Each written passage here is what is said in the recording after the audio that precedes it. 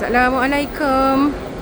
Malam ni kami di Jabal Omar Level 4 sebab nak cari the most popular fried chicken kat sini, Al-Baik.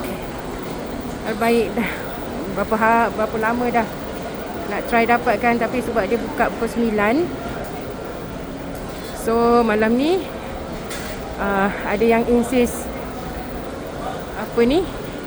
minta Al-Baik, so okey lah, datang juga. So Al-Baik kat sini satu floor ni memang tempat makan. Ni broastek, macam-macam lagi ada. McDougal tu kita ignore dia.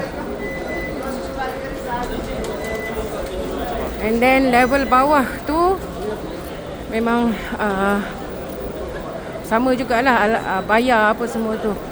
And then nampaknya taklah semahal mana pun. Dan kualiti dia esok maybe kami akan check. Sebab ada lagi yang souvenir yang belum lengkap. KFC pun ada kat sini, but why bother kan, ada yang lebih sedap lagi. Okay, so the whole floor tempat makan, food court juga. Nak shopping bawah tu, level bawah tu. Okay, so kami makan dulu. Assalamualaikum.